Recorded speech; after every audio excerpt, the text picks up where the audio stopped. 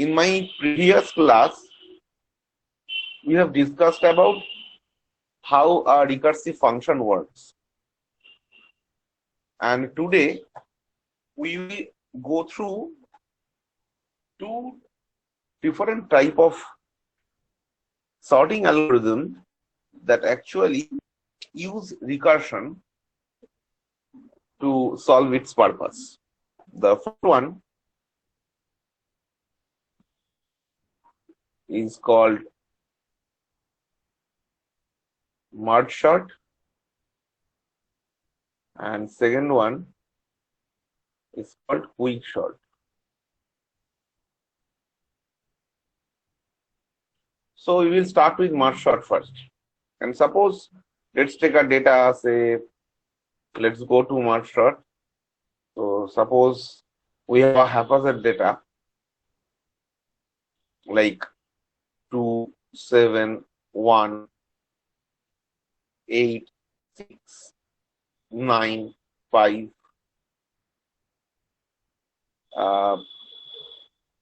maybe 4, and then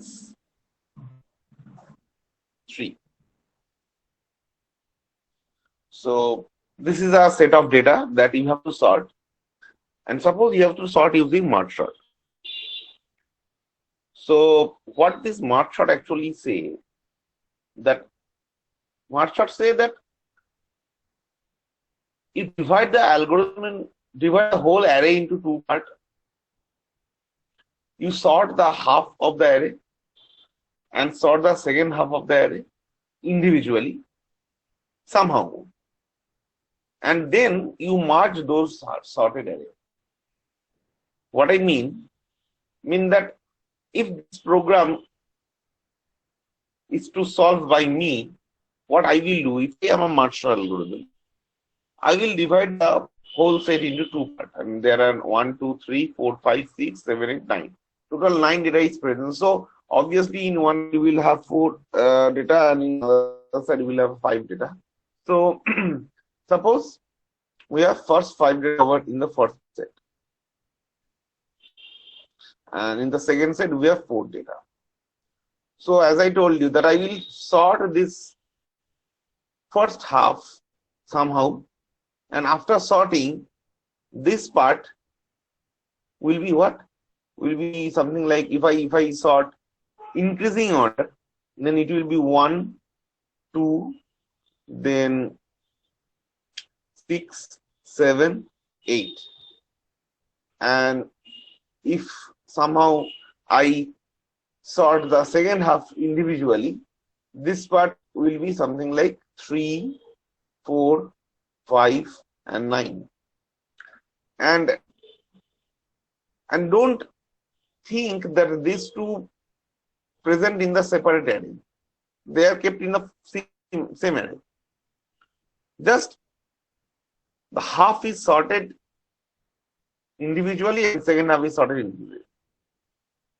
And then if you want to do a blind merge, you see 1, 2, 6, 7, 8, 3, 4, 5, 9 is not going to be a proper sorted array.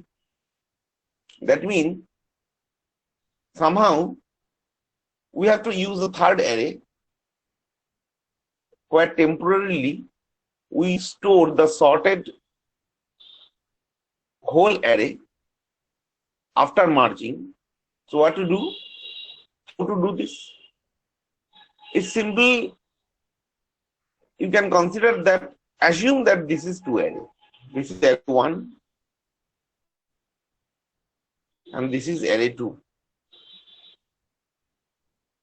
So it is A1 array, it is A2 array. Oh, sorry. So it is just a minute.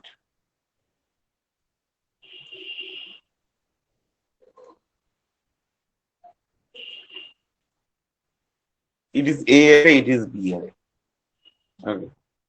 And if I want to store this sorted list in, say, a C array,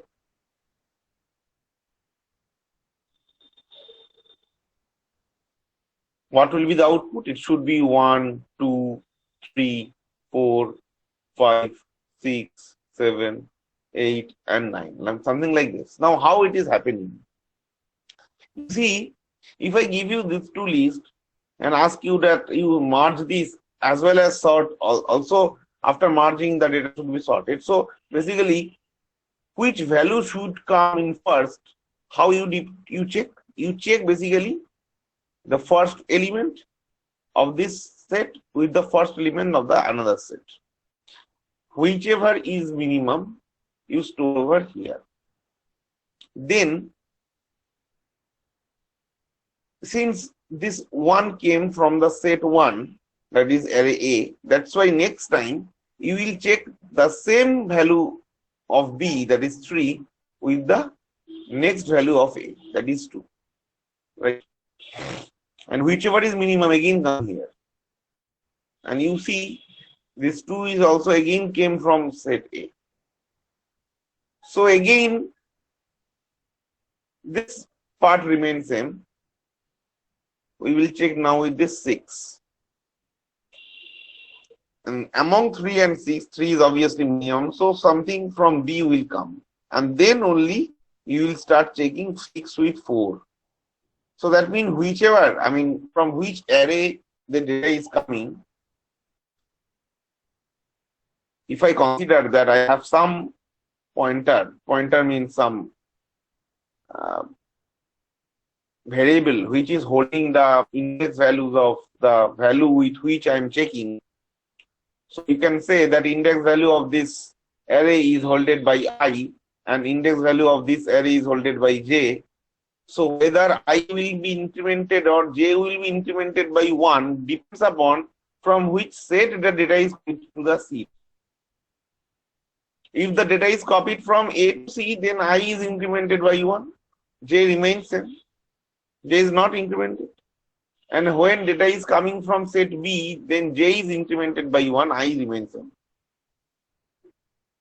Right. So this is the somehow logic that we have to implement in case of at the time of merging. But now question is that I am saying that somehow I am sorting this first stuff. That how I will sort this first stuff? What is the logic behind this? To answer this question, the recursive technique comes. Recursive technique says that you follow the same approach with a new set of data. For example, if I want to if I want to break this problem into set of sub-problems in case of merge sort, then actually what's happening? Somehow this part is again divided into 2 parts and passed into 2 other function, which function is getting not 1 to 6, obviously, just think is that the data was 271869543. 271869543. So in the first half, I'm getting the first 5 data, this one. So 27186, and then again I can divide into 2 parts. 2, 7 and 1. I can again divide into 2 parts. 2 and 7. And then again I can divide into 2 parts, only 2. So you see, now you cannot divide it further because you have only 1 data in the set. What I mean that suppose this is clone number 1 of the merge sort function. This clone number 1 has called the merge sort function again with a limited data, part of the data of the actual set. And this is received by say clone number 2. This clone number 2 has again divided into 2 parts and called clone number 3 and passed the first half of the data. So clone number 3 has received this one. Clone number 4 has received this one. And clone number 5 has received the data which contain only one data in its set. Now, if I ask the clone number 5, you sort the data, but then that basically there is no job because I have only one data in the set. The clone number 5 can see that there is only one data in the set. So basically what clone number 5 will do? It will immediately return the 2 to its part, to clone number 4. So now from clone number point of view, you try to realize that clone number 4 has given a task to clone number 5 to sort its first half. And when the control return back to clone number 4, clone number 4 will think that, okay, the first half is sorted. And then it will call another clone to sort the other part of the set, that is 7. It will be received by clone number 6. And clone number 6 also will see that there is only one data in the set. That means there is nothing to do, it will immediately return. So when clone number 4 will also see that clone number 6 has also returned, that means from clone number 4 point of view, the first half and the second half is individually sorted. Now, this logic that we have just discussed. Now, after merging, I can say that at least this part will become sorted. And after sorting the first two parts, it will return. The clone number 4 will now return to clone number 3. And again, clone number 3 will realize, okay, clone number 3 will see that control has returned from clone number 4. So that means somehow this part is sorted. And then it will call one more clone and give only value 1, that is in the right half, from clone number 3 point 2 to clone number next clone, that is say clone number 7. And this clone 7 will again see there is only one data, it will immediately return. And when clone number 3 will get return from clone number 7, clone number 3 will realize that, okay, the second half is also sorted now. And again, this clone number 3 will apply its merging algorithm for sorting the first half and the second half. And somehow it will merge. And after that, what will do? After merging, the data will become 1, 2, 7. I am not writing over here, but it will happen. I think you can understand. This 1, 2, and 7 will now return to clone number 2 from clone number 3. And in the same way, clone number 2 will go. So now again it will call to another clone because this right half is present. So somehow after merging and sorting this part by clone number 2, when clone number 2 will return to clone number 1, that means this part is sorted already. Right. So when this part is sorted, the situation is something like this. And this is what actually we assumed, that somehow the first half is sorted. But how this first half is sorted? It has a lot of steps. The total set is broken down into many sets. And those are actually individually sorted and combined and become the whole sorted array. Anyway, so after doing the first half, now the call towards the second half will start. So some clone number n, I exactly don't know what will be the clone number. In that case, I have to check for other cases also. I have not checked this part. I have not checked. Okay. So I hope you can understand what will happen in this side of the tree. So in this right side of the actual set, so it will get 9, 5, 4, 3. Some clone number n will get this one. And ultimately, it will sort this data as 3, 4, 5, 9 that we have seen over here. And it will return to here. And then the sorted first half and sorted second half of the actual array will get merged using the same algorithm by which the merging algorithm works for other clones, and we will get the sorted array. So that means now question is that how we can divide this problem into sub-problems with respect to things. That means if we write the function for the merge sort, we can say that, okay, let's have a merge sort function. And this merge sort function will take the array, whole array, or maybe sub array, whatever, some array as a parameter, and as well as its first index as well as the last index, because the part I am not going to store in a different array. Actually, all these parts are actually, this division is logical. And this logical division is only possible with the help of the index values. So that's why I can say that I will have a array name A, some array index L as an initial index, initial array, initial left initial index of the array, and U, that is the last index of the array. Now see, in this merge function, this merge function is only dividing the problem. Okay. So that means the first thing is that I have to find out what is the middle. I'm sorry.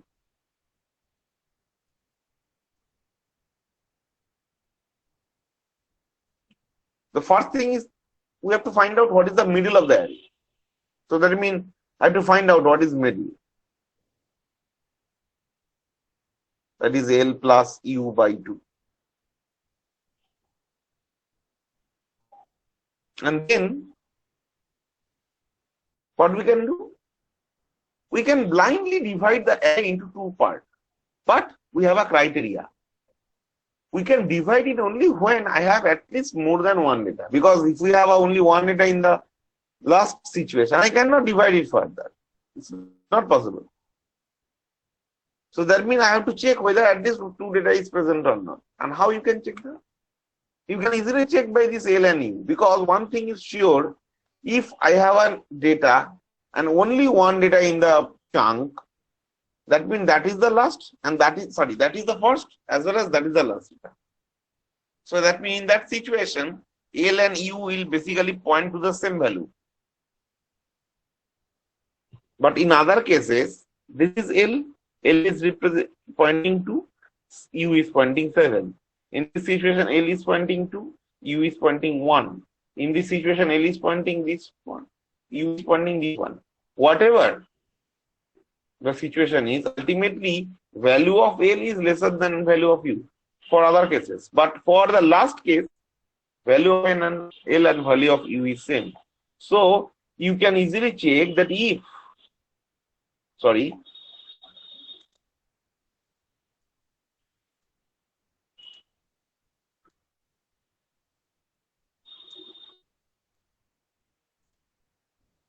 you can easily check that if L is less than U, then I can call one more clone, actually two clone.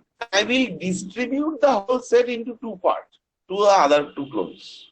So I will call one more merge sort function over here, and we'll pass something, and another merge sort function here for pass the second half. So this is for first half, this is for second half. So what I should write? I should obviously write A, because that is the A. And here L remains same, but the first half means up to M, you can assume up to M. But for the second half, it will become A, but not L. Now the second half will start from M plus 1. That is actually the initial index for the second half, and U. That is the last index. So you can divide the whole thing into two parts. And in this way, you see, we have called merge sort within a merge sort function, but I have divided the whole array into two parts by n, and that half of the set I am dividing into the first clone, and second half of the set I am dividing in the second clone, until I have at least one data, at least two data in the set. When A will become equal to U, this condition will be violated and no more further call will be done. So what will happen? If the condition is not satisfied, then definitely these two call will not happen. So there is no other code present in the merge sort function. So it will start returning back. And where it will return? It will return to the previous merge sort clone from where this merge sort was called, with same value of L and U. So let me explain it a little bit. What I mean to say is that, suppose this is a merge sort clone. This is obviously a merge sort clone, right? So now here this is L and this is U. And what is M? M will be this one. Right? And we can see L is basically less than U over here. So L is less than U means you can divide into two parts. And that's why you have found the same. You have found the same. And now what I have done? I have called two clones, C3 and some another C, for which I will give 8 and 6. And these two clones will go further, divide into two parts until this situation comes where this is also a merge sort clone, but here this is L as well as this is also U. So L and U is same. There is nothing, you cannot call further. So what will happen? If you consider that the merge sort function is working for this particular part of the set, in this situation, L is lesser than U is false. If this is false, there is nothing, no other code is present. So the merge sort function will return. Where? This merge sort clone will return. Where? From where this merge sort clone was called? From where the merge sort clone was called? From this merge sort clone number 4. Now, from which part of the merge sort clone number 4 was called?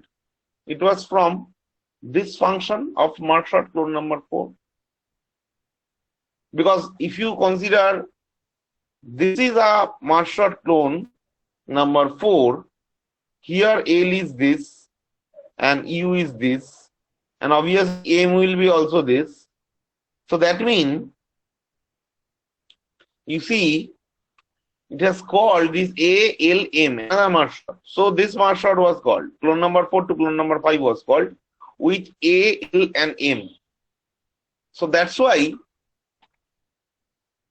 only one data was present over here, because this is part of A and this is L and this is the U in this situation. Only one value. Okay. Is that clear now? Yes, sir. Yes. Okay. So this is what actually merge sort function that we have done. It is only for dividing, but here it doesn't end, because now we have to, sort into, you have to concatenate two sorted list and merge them, and we have to make them as a whole sorted list, something like that. So that means somehow we have to write an algorithm for merging, only merge, right? And this merge function will work on two parts of the array, not two different array, two consecutive parts of the same array. because ultimately the division that I have done, it is not on the different arrays. This division is logically on the same array. So that means I can say that let's take a situation something like I started with 0 something like this. Suppose this is the whole array. So I have divided into two parts. This part has came here, and again I have divided into two parts. This part has came here. Again I have divided two parts. And in this way it will go on dividing till I am getting only one value in the array. But ultimately these are the same array because other part is present in this side. Other part is present in this side. If it is array A, it is also array A, and they are not physically apart. They are actually consecutive. This particular element location and this element location is consecutive. I have kept them separate to make it visualized so that you can understand. So that means in case of merging, we have the same array A, but two different chunks, and obviously they are consecutive. So you can assume that two different chunks you can consider as L, then M. I'm sorry. You can assume that. Sorry.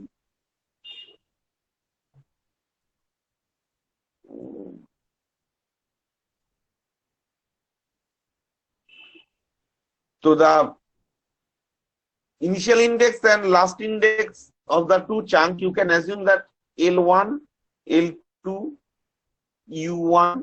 I'm sorry, it should not L1, L1, L2. It should be L1, U1, L2, U2. Right. I'm not going to write the data type of the variables. I hope you can understand, because all the data types will be integer because they are holding some index values. So when you will write program, this is a pseudocode. So you have to write according to the syntax of the language. If it is in C, then you have to follow syntax of C. If it is Java, you have to follow syntax of Java, and same for other languages also. However, let's come to the main point of the algorithm. That is, ultimately, that means you have two chunks. That is, this is one part and this is another part of the same array. So it is L1 and it is U1 and it is L2 and it is U2. Something like this. And what we have seen in the first, that we will start with taking the first two and we will put over here. Now see, important is that where we will put the sorted list. You see, since we are saying that this is ultimately the same array A with the same part, some different chunk, different portion of the same array, after checking the first index with a first chunk of the and the first index of the second set, somehow whichever is minimum, if I consider minimum is here, then where this minimum will get stored? Somewhere should store over here. In that case, whatever value present is right now should be placed somewhere else. Now it will become much more complicated. That's why what we do, we take help of another array, say B, of some arbitrary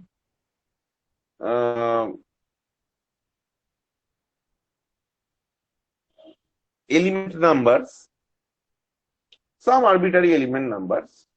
Okay.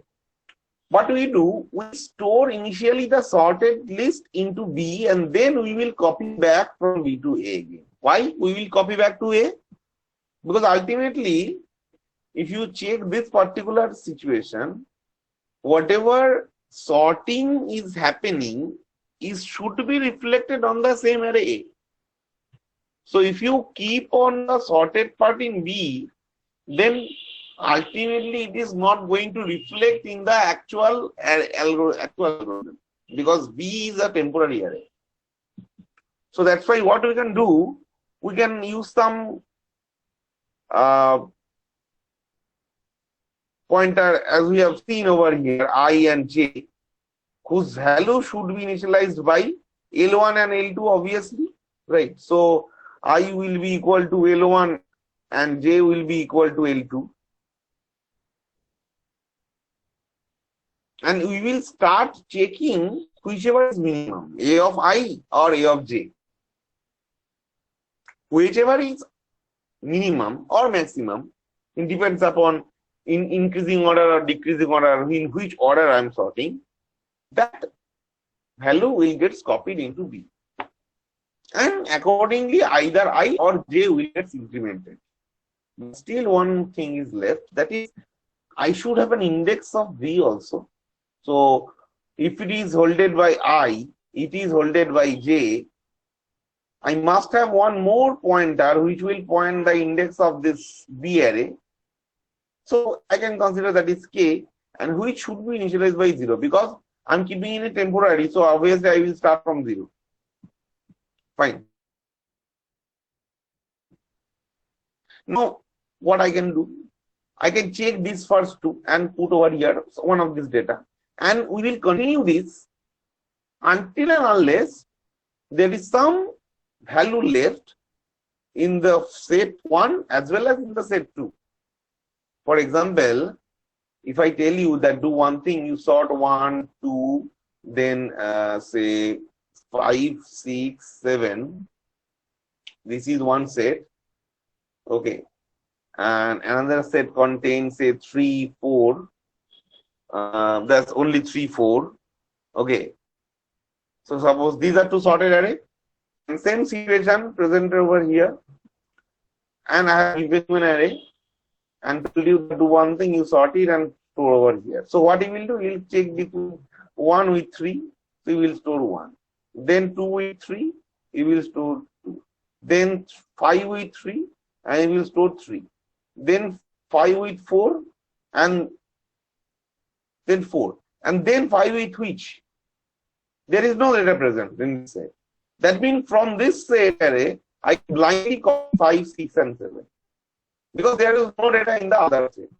That means this checking is only possible if we have some data left in this set 1 as well as in set 2.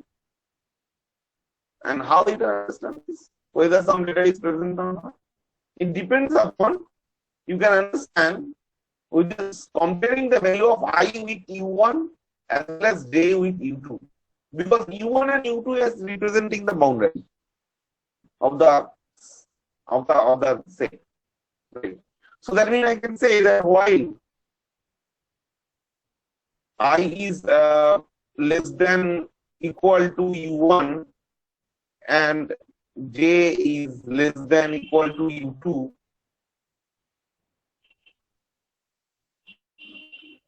then we can check that if A of I is less than A of J,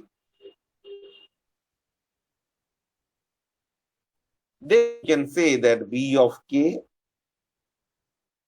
will be equal to A of I. If I assume that I am storing in decreasing order, increasing order, and if data is copied from A of I, definitely I will get incremented, not J. In the else part, what will happen? Obviously, else means A of I is greater than A of J. In that case, the data from to B of K will come from A of J. And at that time, J will get incremented. K plus plus, K should be incremented also, because second time I will store second value in this location. So, but you see, wherever data is coming from I or J doesn't matter. K will increment always. So that's why I have not kept incrementing K in this condition. Rather, K increment is conditionless. So you can write increment of K after this bracket. So if we have a star over here, So here you can write k plus plus. And then you can close this bracket. This bracket deals with this one. Bracket of while loop.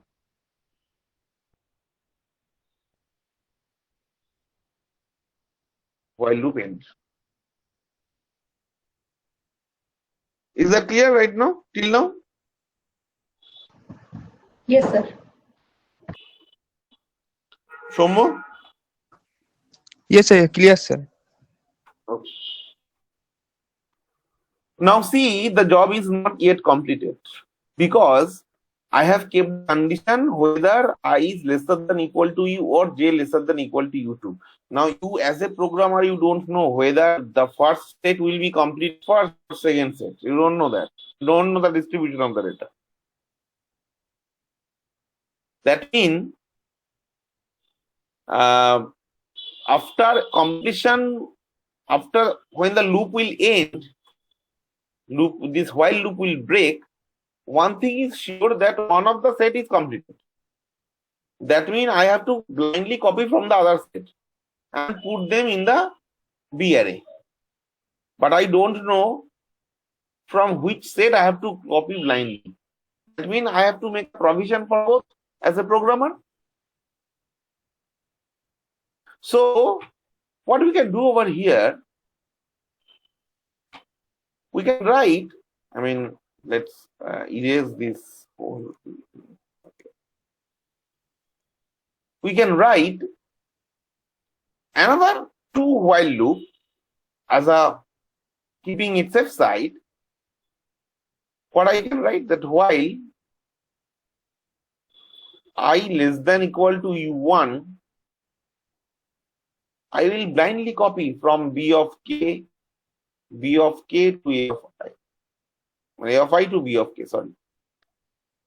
That's all. This is one situation.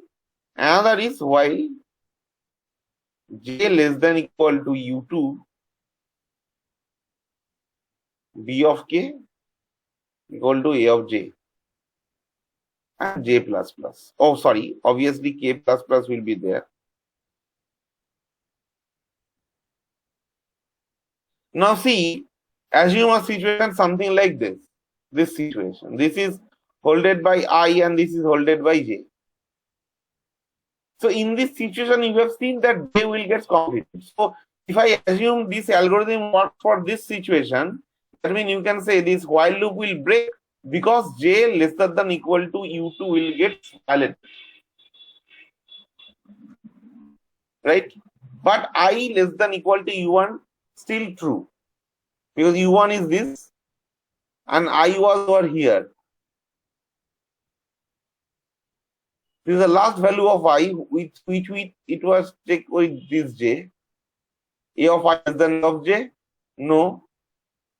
It's false. So b of k equal to a of j. This 4 came here and then j plus plus. So now j become greater than u2 because this is u2 according to the similar situation. So that means j lesser than equal to u2. This condition was false for this time and loop will break. And we can see from this example that we can easily blindly copy from this part, other part of the data. So that is what actually we have done. Since we don't know whether, it can be I, it can be j, even the mirror situation may arise. That this is, you can consider as j and this is I. So in that case, I lesser than equal to u1 will get validated. So that's why I have made provision for both while. But one thing is sure, one of the while will get validated. One of the while will be true and another while will be false. For example, in this situation, after breaking this while loop for both cases, this first while will get executed because I lesser than equal to u1 was still true. But since this while loop was broken, because of this j less than equal to u2 was violated, that's why naturally this while loop will also not execute. And that is what I want. Now, in a mirror situation may arise. At that time, what will happen? This second loop will get executed, but first loop will not.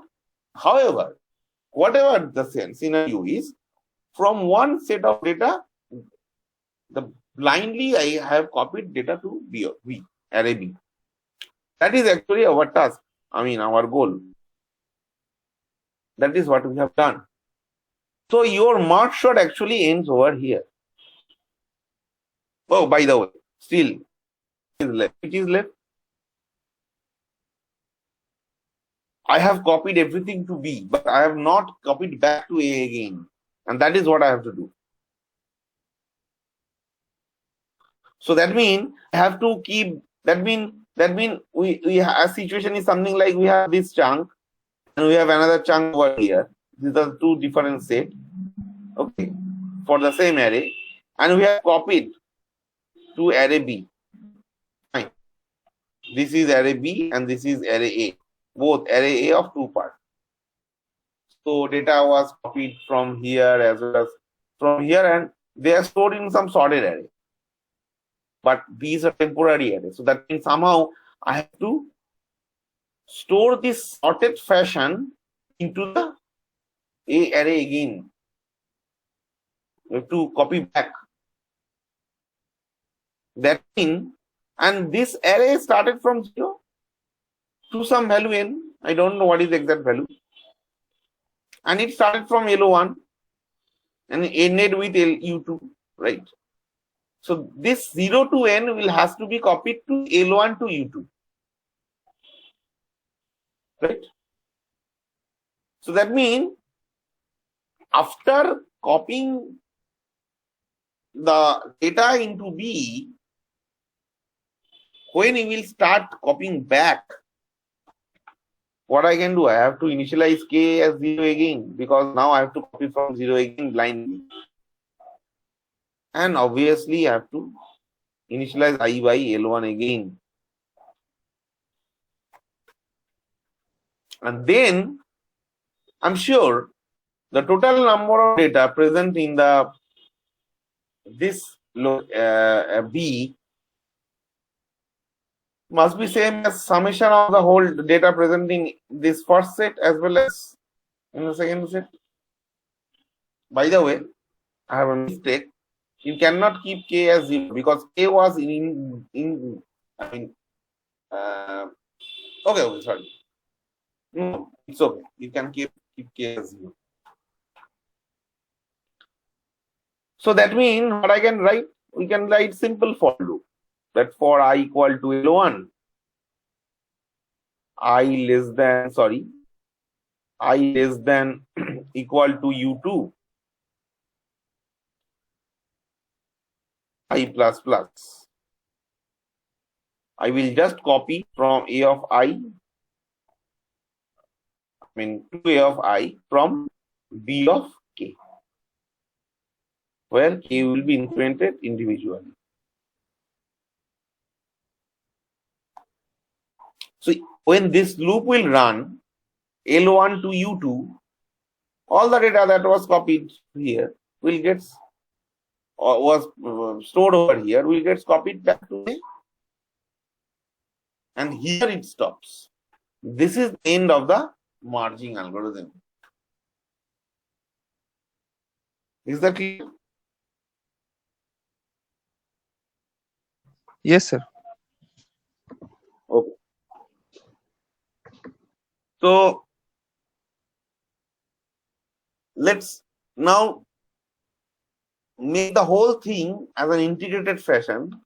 So what's happening in this situation? That means if I assume that I have a main function, there is some array A, some data is there in some unsorted way, and there will be a merge sort call.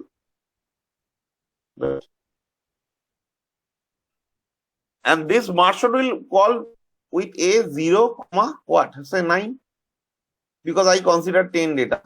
Whatever number depends on that, the maximum index that you have to call. Now in this merge sort function,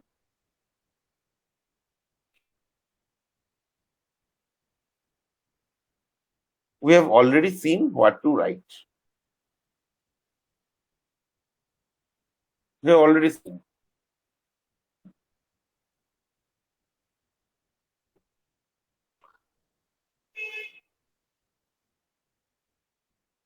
However,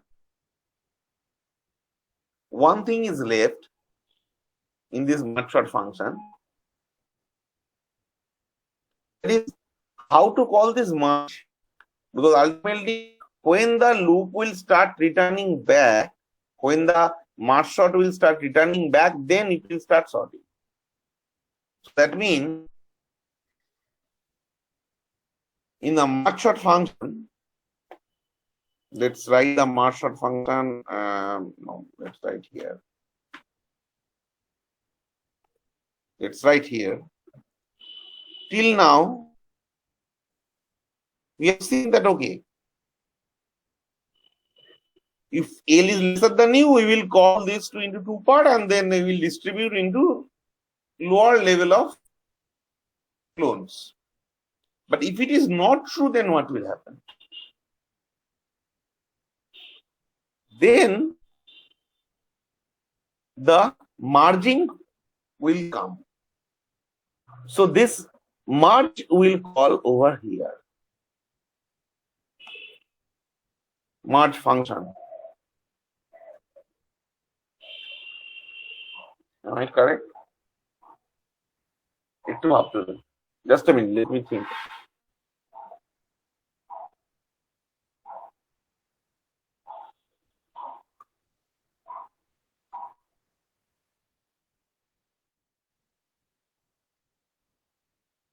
No.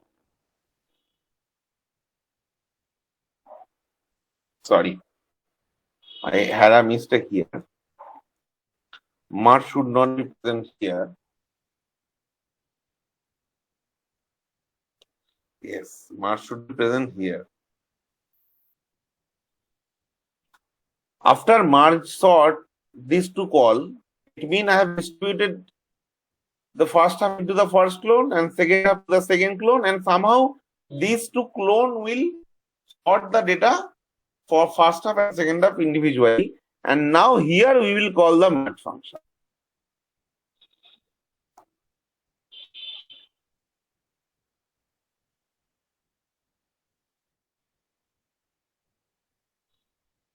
With A, you see, if you go for the merge function, it was A, L1, U1, L2, U2. L1, U1 was first index and last index of the first chunk. So with respect to these two merge sort, you see, the first index of the first chunk was L. The last index of the first chunk was M. So it will be M. Now you see it is L2, U2. That means the first index of the first chunk was M plus 1 and then last index will be U. So this is what actually L1, U1, L2 and U. And then it ends here. Is this clear? Yes, sir. Yes, sir. Okay. So that means here now we can do stuff. So we have this merge sort function, and then from this merge sort we call a merge. And that also we have seen.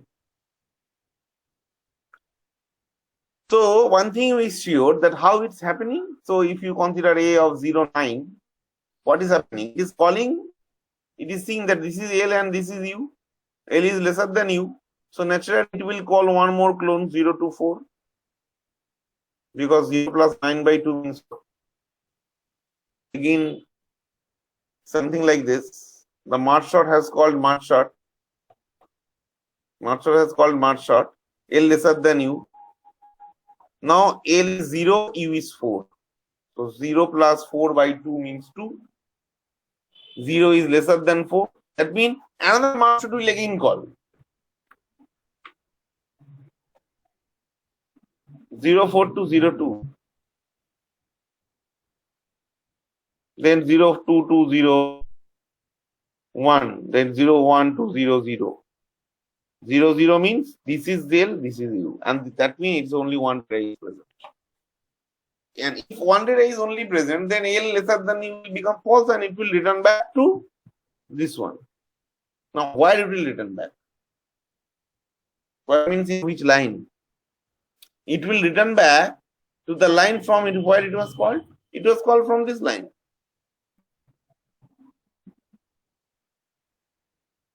That means somehow this part is done. Now next merge sort start will call from the clone. So next merge sort means this one. It will call another merge sort with 1, 1. Because according to the code, it is M plus 1 to U. L was 0, sorry. L was 0 and U was 1. So L to M. I'm sorry. In this situation, L was 0, U was 1. Yes. So L 1 plus 0 by 2 means 0. So that's why L to M means 0 to 0. Then M plus 1 means 1 to 1. So naturally that means this will call 1 to 1. And here also L and say U are same, so it will return back. That means the 0th part and one other two halves is completed. And then it will be merged and then sort.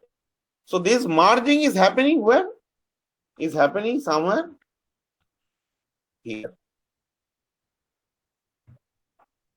Now I hope you have understood that whole strategy of the merge sort, right?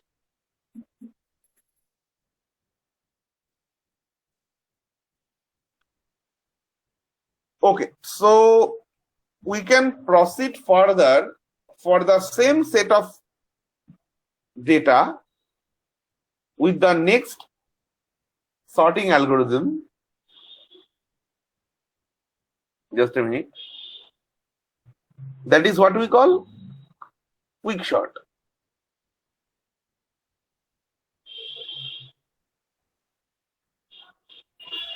Okay. So let's sort the data again. I mean, let's write the data again. It was 271869543. It was 271869543. Now, you see, let's try to realize the strategy of quick sort first. Then I think the code will be easier. The strategy of quick sort say that you take one of this element from this set as a special element which we call pivot element. Okay, and comparison will happen with respect to the pivot element.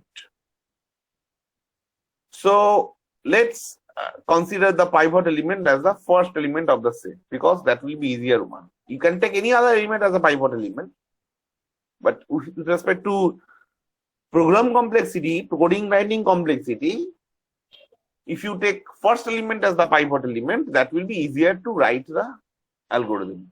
That's why let's take this is my pivot element.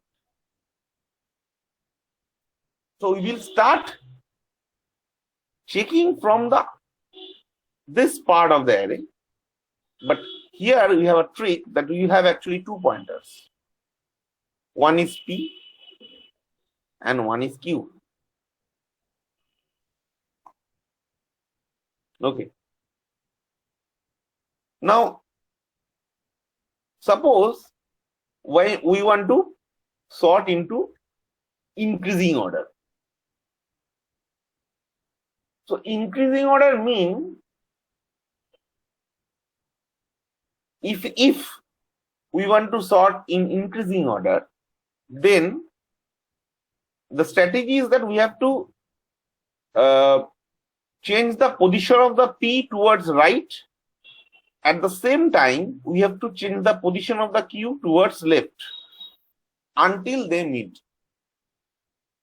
If P and Q cross each other, we will stop. And we will do something that we will see very soon. But question is that depends on which criteria I will change the position of the P towards right. And depends on the which other criteria I will change the position of the Q towards left. Actually, the criteria is just opposite.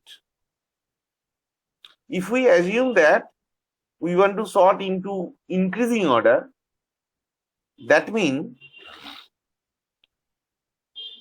if we find, the data to which P is pointing is greater than the pivot element,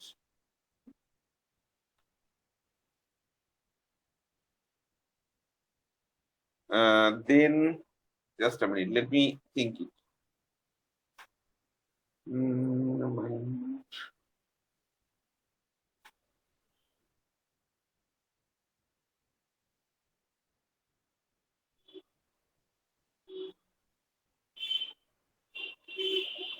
Yes, greater than the pivot element, then we will stop.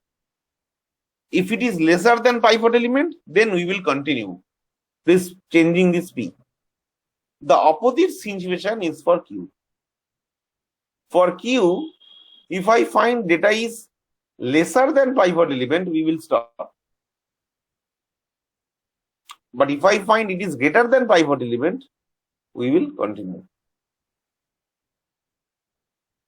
Okay.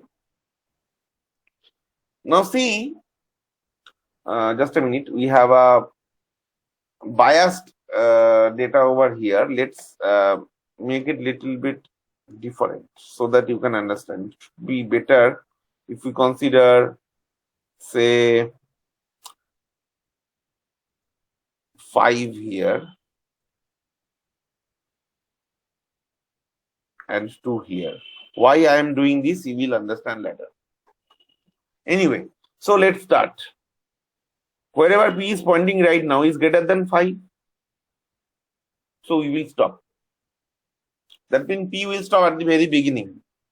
But Q is pointing to 3 and 3 is lesser than 5. Then also Q will stop according to the logic that we have just seen. And after stopping, since P is less than Q, that's why if P is less than Q, the criteria, then swap between A of P and A of Q. Okay. So that means this set will change to 5. Then 7 will, in place of 7, 3 will come. In place of 3, 7 will come. And then 1, 8, 6, 9, 2, 4 will come. Okay. So now P is pointing here. Q is pointing here.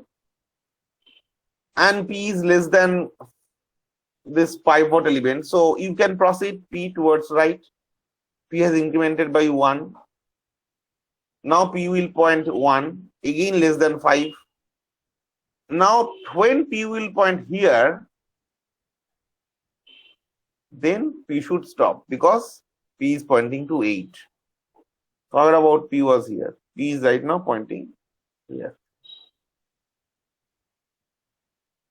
Similarly, Q will start decrementing because Q is greater than pi 5. So Q will decrementing and Q will stop here because Q is pointing a value which is lesser than 5. And again, this criteria is true. So we'll have again swap between A of P and Q. So this 4 will come here and 8 will come here. and then obviously 7, and in between other data remain same in their position. You know what is the reason behind why we are doing this? Actually, you see, if you closely watch the changes of the set, actually the value which is greater than pivot element, I am keeping them in the right side, and value lesser than the pivot element, I am keeping them in the left hand side. That is actually we are doing. Anyway, so now P is pointing to a value which is lesser than 5 again, you can proceed. And here again we will stop P in the next value, because P is pointing to a value which is greater than pivot element. Similarly, Q will now start decrementing, and Q will immediately stop again here, because Q is pointing to a value which is lesser than pivot element. So what will happen? Again, this criteria will be true. P is less than Q. P is less than Q means P and Q has not crossed each other. That means again we will have a swap. So I will have a swap between 2 and 6. So 2 and 6 will come, and in between them 9 in its place, and 8, 7 in their place, and obviously 5, 3, 1, 4 will be there in their place. And P was pointing to this 2, which is lesser than 5. You can proceed with P, and P can stop here. Obviously, P will stop here in the next location. Similarly, Q is pointing to the value which is greater than 5. You can proceed left. Q is again pointing to the less than 5 value which is greater than 5. That means Q again proceed towards left, and Q will stop here, because Q is now pointing to the value which is lesser than 5, lesser than the pivot. Now pictorially we can see that P and Q has crossed each other, and obviously in case of programming also the criteria will fail. That means I will come in else part. So if P is not less than Q, then what to do? We will have most important part present now. That is, first we will have swap between A of Q with pivot element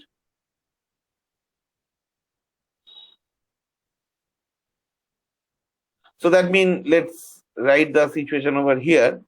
So this 2 will come now in this place and 5 will come in this place. So let's write the, do one thing. Let's write this one in the separate situation in the next slide. So ultimately, if we replace these 2 and 5, it will become 2, 3, 1, 4, 5, right? So it will become 2, 3, 1, 4, 5. And other part remains same, 9, 6, 8, 7. 9, 6, 8, 7, right? So this is what we have done. Now interesting thing is that you see, this was the pivot element, right? After swapping this Q, A of Q with the pivot element, an interesting pattern we can see over here, that every data that is less than the pivot element is present in the left side of pivot, and every data that is greater than the pivot element is present in the right side of the pivot.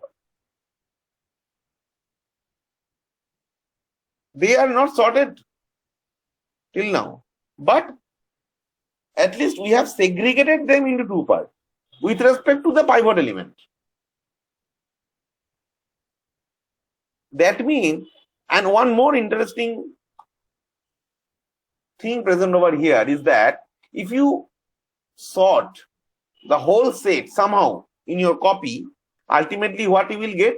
You will get 1, 2, 3, 4, 5, 6, 7, 8, 9, right? And if you compare these two, you see that 5 remain in its proper position. So that means after swapping this A of Q with pivot element, one thing is sure, the pivot element is already placed in its exact position with respect to the sorted array. It has been placed. So that means you don't need to change the position of 5 further in the algorithm. I can concentrate separately this part as well as this part. But I don't need to touch this 5 because it is already in its place with respect to the original sorted array that we can see. And from this point, the recursion starts. That means after swapping this A of Q with pivot, we will call 2 more quicksort clone. Who will take responsibility of this, the first half and the second half? Okay. So now if you understand the strategy, now I think writing the code will be pretty clear to you. For example, obviously, I'm not going in detail of main function calling because from main function quicksort will get called.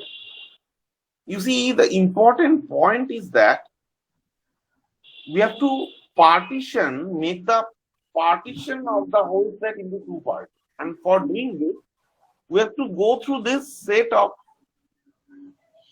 cases that we have seen. I mean, set of different changes of P and position of various values with respect to P and Q. So this is what we can assume, that we have an algorithm, say partition algorithm, and that partition algorithm will decide, will tell you. Hello. Yes, sir. Okay. So the partition algorithm will tell you that what is the exact location with respect to which we will divide into 2 parts. Okay. So that means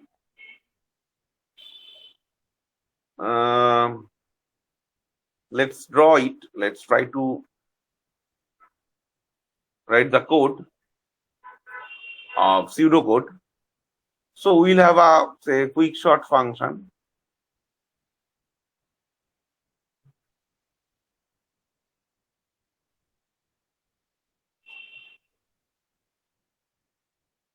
And the quicksort function will take A, L, and U as a parameter. Again, the set of the data from L to U.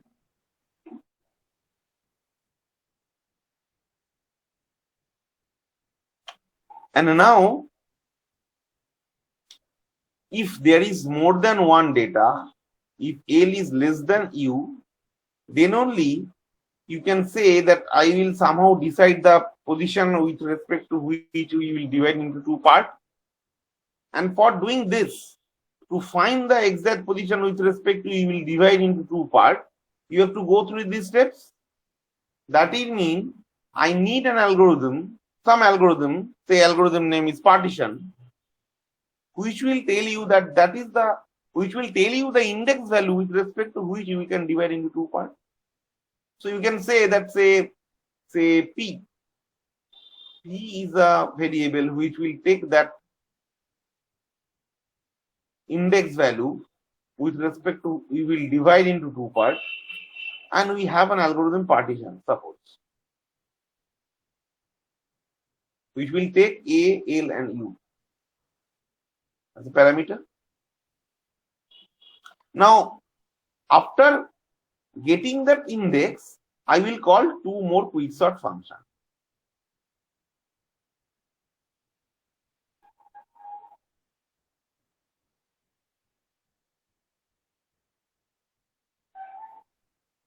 right? One is A, L to M minus 1. You see, I'm not involving 5, right? Because it is already placed in its position. So I will, in the first chunk, it will be L to M minus 1. Sorry, not M minus 1. It will be P minus 1.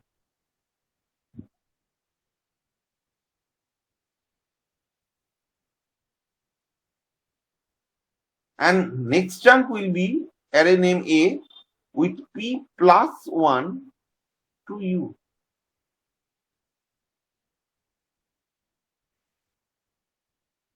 If you compare this partitioning, this strategy, this 3 line, with respect to merge sort, you see in case of merge sort what we have done? We have blindly take the middle index. And then we have actually distributed into 2 parts. And that's why we have involved the middle index also in the sorting algorithm. But the difference with respect to merge sort is that here the division is not blind. Here we have an intelligent division. For dividing it, we have a partition algorithm. And that is the actually main algorithm. And depends on that, actually, you are calling to more quick sort, which actually working in the same way. So this recursion present over here, but the main intelligence is present in this partition algorithm. Because if you have a false partition algorithm, wrong partition algorithm, this partition will be false. If the partition is false, then naturally the result may become false. Anyway, so let's concentrate to the partition algorithm. Obviously, partition algorithm returning some index value, it should be integer as a return type. A, L, and U. What we will do? We have seen that we will start considering the first element as a pivot element, then we will take P and Q 2 pointers, which will basically come closer and closer, depends on the criteria. And then we'll have a swap. And so this part thing, we have to actually write within this partition algorithm. So let's take a pivot element as A of L, first element, right? And we have to write a loop while, say, which one? Keeping this P, I'm changing position of P towards right only when it is lesser than the pivot element, right? So that means I can say that while A of P is less than pivot, then P plus plus. And when A of P will be greater than pivot, P will stop. And that's why at the very beginning it will stop, because it is greater than 5. Greater than 5. So loop will stop at the very beginning. Anyway, so same thing, just opposite situation for Q. While A of Q is greater than pivot,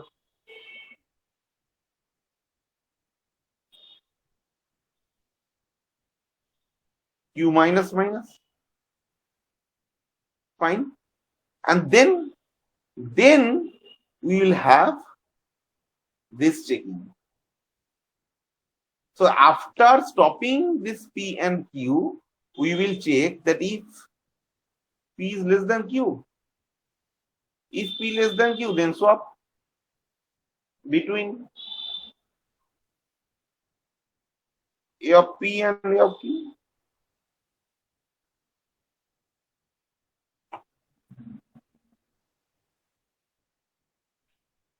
If it is not less than Q, then what will happen?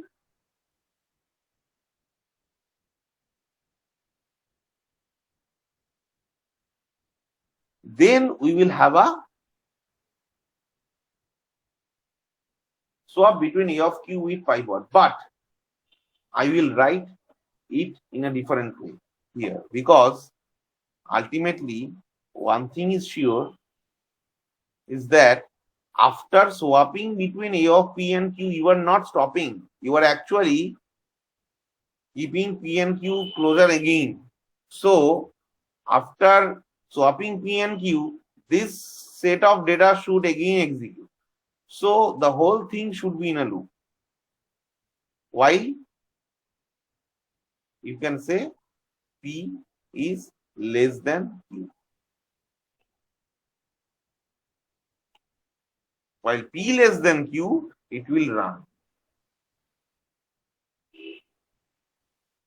So when P and Q will cross each other, this condition will be false, and this condition will be false also, and then while loop will stop.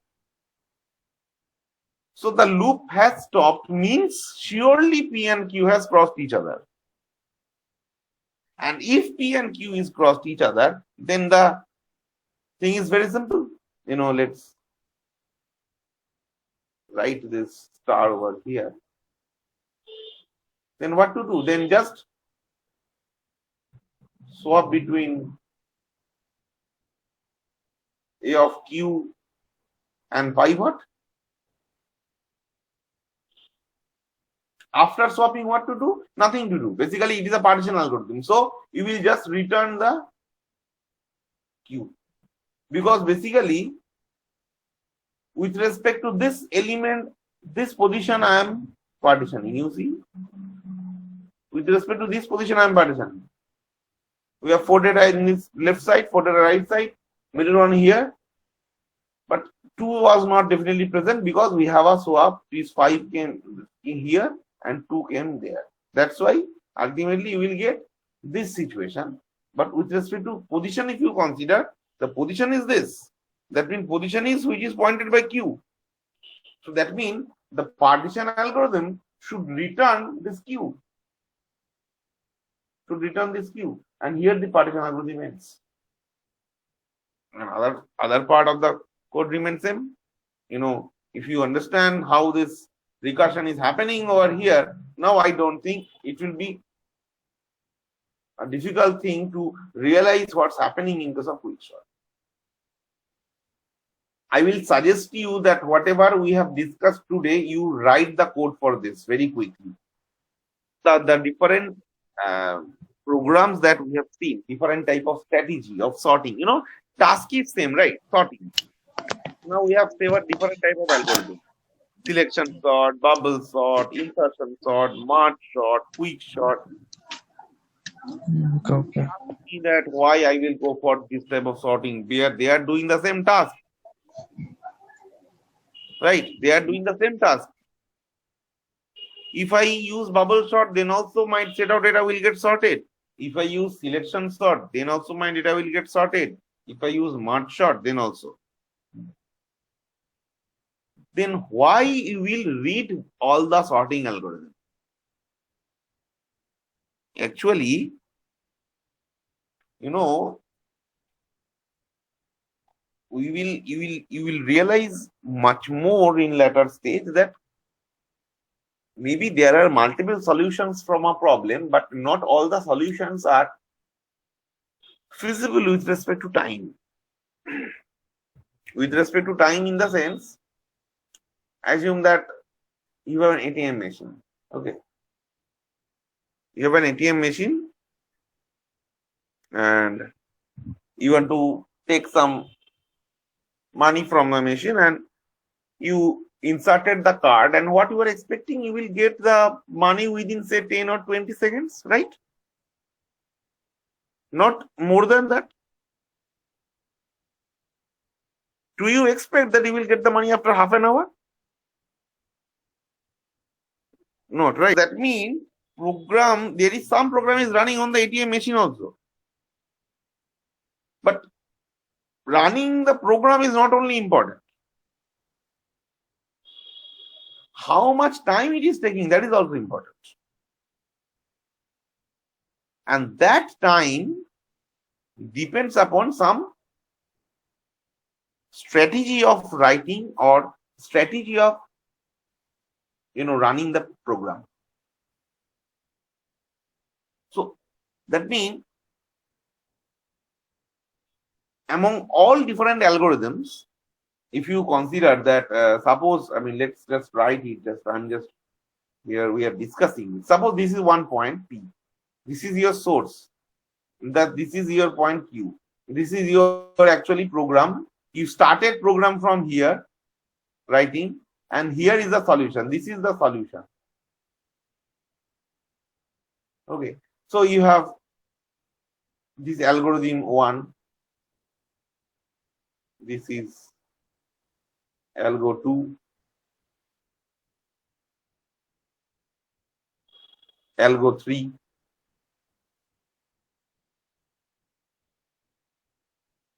this is algo 4. So you see, we have 4 different paths to reach from P to Q.